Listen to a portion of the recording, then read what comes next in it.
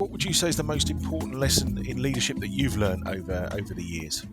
Oh, there's many lessons. I think the important thing is be a good person. I think you've got to be honest with people. So, for example, I use that as an example where if I'm going to leave a player out of the team or he needs to improve on something, don't wishy-washy about it. Be honest. Yeah. And care about them.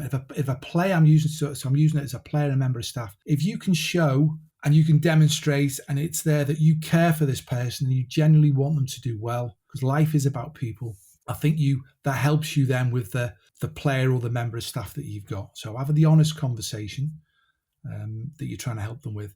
I think from your own point of view, you've got to keep your health right, but you've got to surround yourself with good people with a growth mindset who are positive.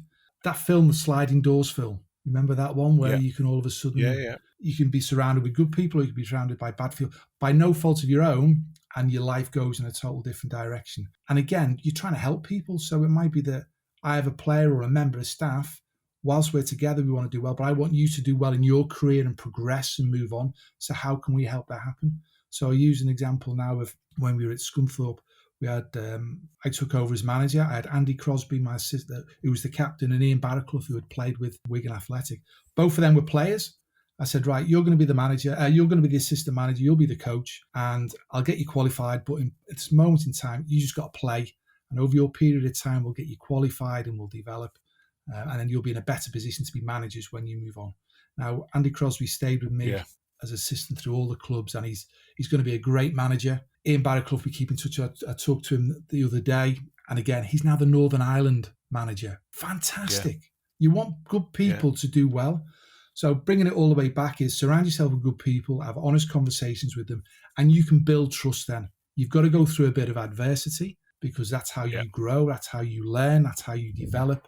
You've got to get out your comfort zone. Try and avoid being in that terror zone, but you've got to get out the comfort zone to push yourself. And if you've got a clearly defined vision that you're after, you're working towards something. You've got that purpose as we talk about. So surround yourself with good people. Be honest, get your trust, challenge and be challenged. You don't want yes men around you. That's not going to get anywhere. However, you can't have anarchy. No. So again, I revert to the members of staff I've had. I've gone, right, I'm in the big boys chair if you like, but I'll give you your voice in our room and we can thrash things round.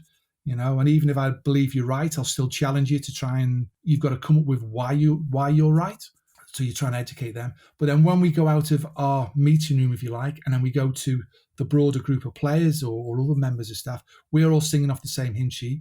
And you're not walking down a corridor going, well, I would have done this or I would have done that. So from my point of view in leadership, you're giving good people an opportunity to develop, to flourish, have a voice, challenge them, but they know that they can say something in all honesty because we're trying to achieve something together.